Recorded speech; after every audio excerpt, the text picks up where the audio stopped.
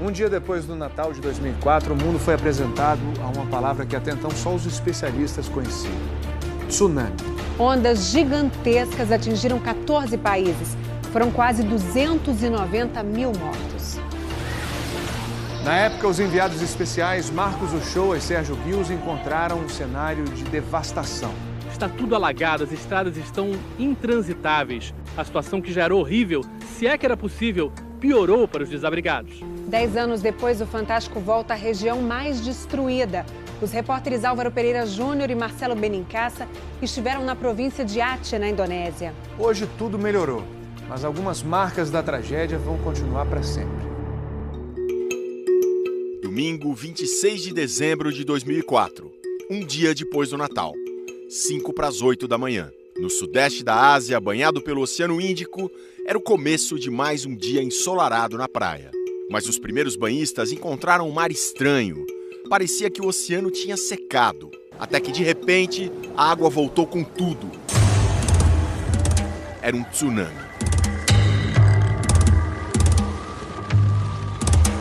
As primeiras imagens a rodar o mundo vinham da Tailândia. Dos países impactados, era onde havia mais turistas, mais câmeras, mais infraestrutura para transmissão.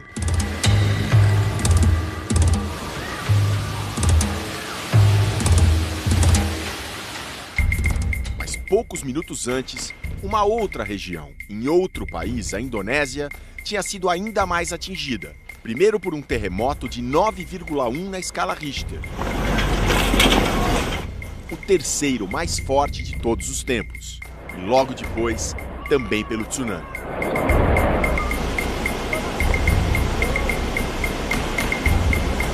Essa área era a desconhecida província de Aceh, capital Banda Aceh, uma pontinha no extremo noroeste da Indonésia. Por ali, arrastados pelas águas, Jamalha, Sept e seus filhos lutavam pela vida. Quando o terremoto aconteceu, nós saímos de casa. Meu marido subiu na moto com meus filhos e, de repente, as pessoas começaram a gritar: as ondas do mar estão vindo. Eu só queria salvar os meus filhos. Consegui colocar 2 em uma tábua que passou flutuando, mas a onda veio e levou. Tudo isso aconteceu já faz uma década. 10 anos depois é para Banda Aceh que a gente vai. Como é que está hoje a região que foi mais afetada pelo tsunami? As cidades foram reconstruídas e as pessoas superaram o trauma? Para descobrir, a gente vai cruzar o mundo. Nós vamos para a Indonésia. Vamos logo, que a jornada é longa.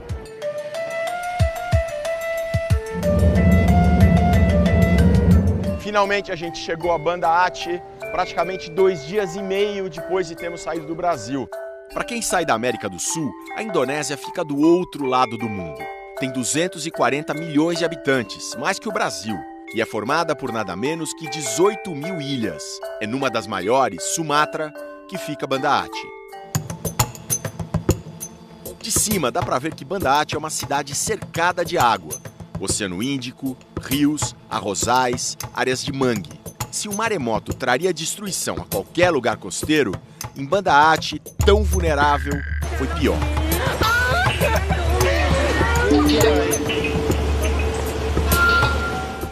O tsunami foi causado por um terremoto no fundo do mar, a apenas 250 quilômetros da província de Aceh. 2 das placas que formam a terra se chocaram num movimento vertical. Isso causou um deslocamento muito grande de água. Era o começo do tsunami. Em alto mar, perto do centro do terremoto, o tsunami pode ser só umas ondinhas, que passam por baixo de um barco e os tripulantes nem percebem. Mas essas ondas se deslocam muito rápido, a quase 1000 km por hora, a velocidade de um jato comercial. Quando o tsunami chega a águas mais rasas, o atrito com o solo faz a velocidade diminuir um pouco.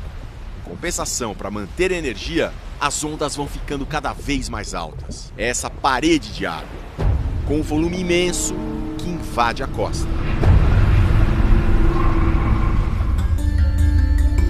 Foi o que aconteceu na província de Aceh, onde todo mundo tem uma história para contar.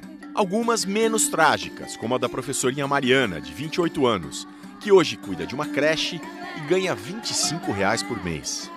Eu ouvi o terremoto, ouvi as pessoas tentando se salvar E 15 minutos depois, as ondas levaram tudo. Encontrei a minha família na mesquita e deu tempo de a gente correr para a montanha. Mas outros relatos são devastadores. Súria, hoje com 19 anos, perdeu o pai, a mãe e quase toda a família.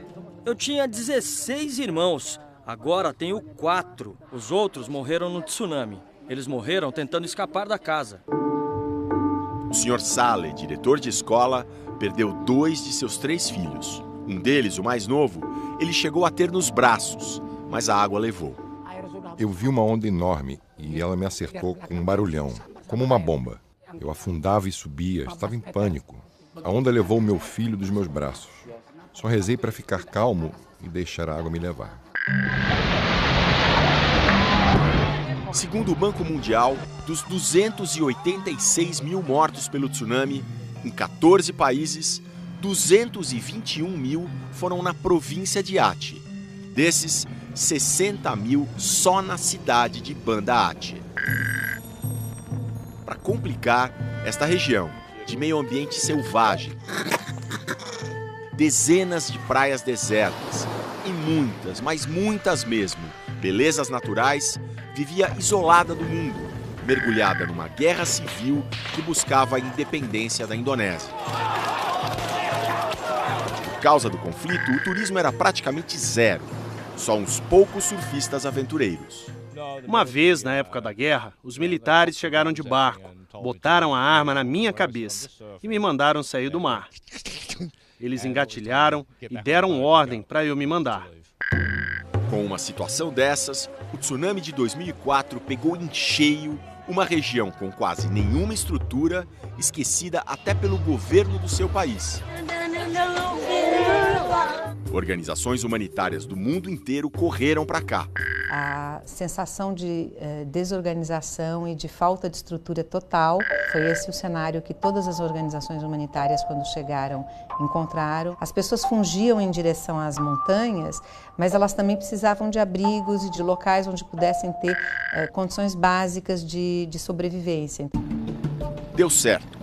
Os grupos de socorro organizaram as famílias, reconstruíram casas e estradas, criaram empregos. E a guerrilha, depois de 3 décadas, finalmente assinou um acordo de paz. Hoje, passados 10 anos, muita coisa mudou na província de Aceh, para melhor.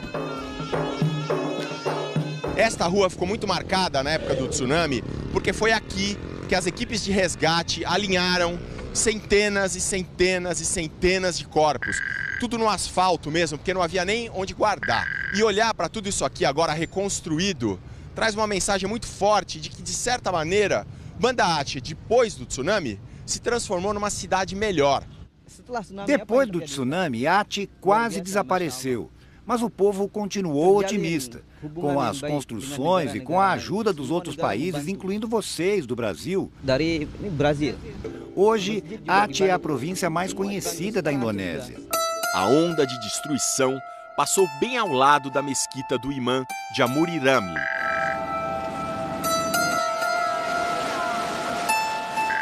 Aquelas cenas tão marcantes de uma onda de água negra gigantesca entrando pela cidade e devastando tudo, elas foram filmadas desse exato ponto onde nós estamos agora. É o muro da principal mesquita da cidade, da grande mesquita. E o cinegrafista teve calma suficiente para registrar aquelas imagens que são lembradas, tristemente lembradas até hoje.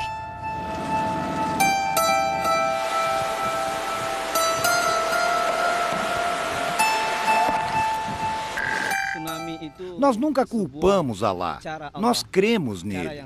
Tudo foi uma dádiva de Alá. No país mais muçulmano do mundo, a Indonésia, essa aqui é a região mais muçulmana. Nada menos que 98,5% da população seguem o islamismo.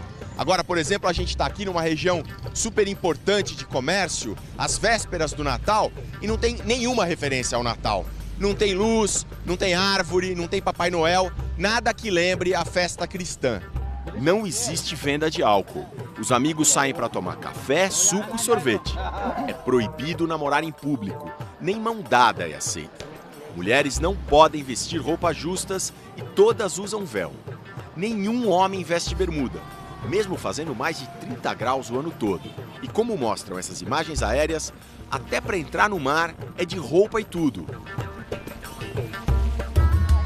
E existe uma polícia especial, a polícia da lei islâmica, a Sharia.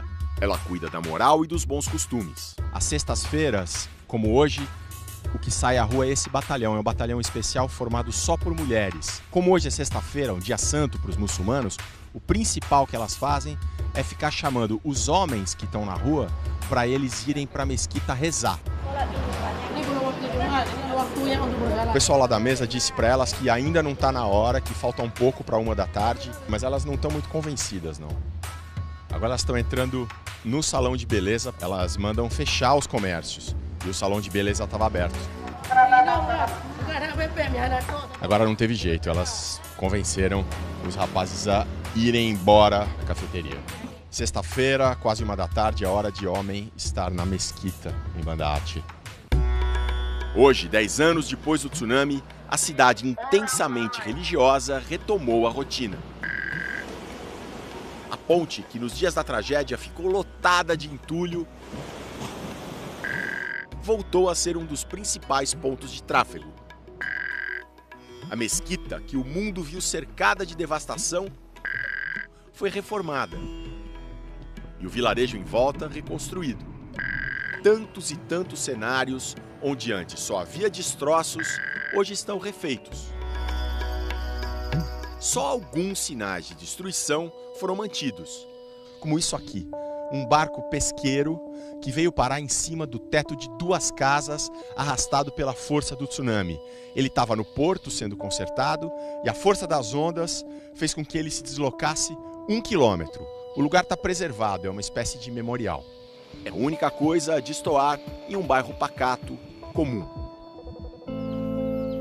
O que não voltava ao normal era a vida de Jamalia e Sept. Eles não se conformavam com a perda de 2 dos 4 filhos, Rauda e Arif. Sept mergulhou na depressão, até que no dia 28 de junho deste ano, o telefone tocou. Meu irmão me ligou e disse que encontrou na rua uma menina no vilarejo dele e que ela era a minha menina. Eu não acreditei, mas ele insistiu. Por favor, eu acho que é a sua menina. Então ele mandou uma foto. Era a nossa filha. Os vizinhos juntaram dinheiro para que o casal viajasse para ver a jovem, hoje com 14 anos. Eu vi a foto no meu celular e eu tive certeza que era minha filha. Quando ela entrou na sala, meu coração batia muito, muito forte. E choramos todos juntos. A história chamou a atenção da imprensa. Em entrevistas na TV, Jamalia contou que um outro filho ainda estava desaparecido. Depois que encontramos a Rauda, eu tinha certeza de que Arif ainda estava vivo. E na TV eu disse que ainda estava procurando meu filho. Uma mulher que estava cuidando de Arif numa outra cidade tirou uma foto da TV e mostrou para ele. E ele disse, é a minha mãe. A mulher procurou o repórter e o repórter procurou a gente. Quando eu falei com o menino no telefone, ele ouviu a minha voz e disse, mãe, por favor, vem me buscar. O rapaz também tem uma pequena cicatriz no nariz, que a mãe diz ser de uma queda na infância. Já a da testa, segundo o menino, é mais recente, quando jogaram água fervendo nele numa época em que morava na rua. Jamalia e Sept têm certeza de que os 2 adolescentes são as crianças pequenas que eles perderam nas ondas há 10 anos, mas nunca fizeram um teste de DNA. Nós faríamos, claro, o teste de DNA é um instrumento da ciência, mas eu sei no meu coração que são os meus filhos. Nós acreditamos que é um milagre de Alá. Hoje a família se mudou para as montanhas, bem longe do mar e das marcas deixadas pela natureza. Esses tocos de madeira que parecem sair da água, na verdade são o que restou de coqueiros, de centenas de coqueiros que ficavam na areia. Só que as ondas devastadoras vieram, acabaram com as árvores e onde antigamente era praia, hoje é mar. Eu estava surfando a uns 500 metros da costa. Olhei para baixo e vi um brilho verde, lindo. Achei que fosse algum tipo novo de coral. Mas aí mergulhei para olhar mais de perto. E era o piso de uma casa. Existem muitos restos de casas no fundo do mar.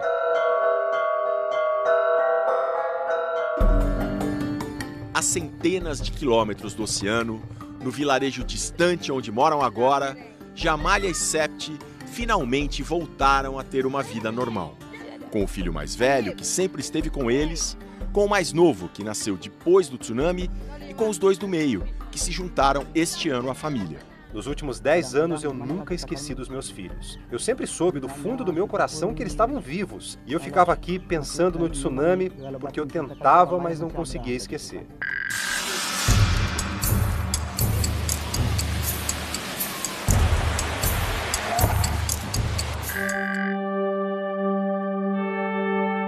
Mais um dia começa no sudeste da Ásia. Sob as bênçãos de Alá, 10 anos depois de um dos maiores desastres da história, a vida segue em Banda Aceh.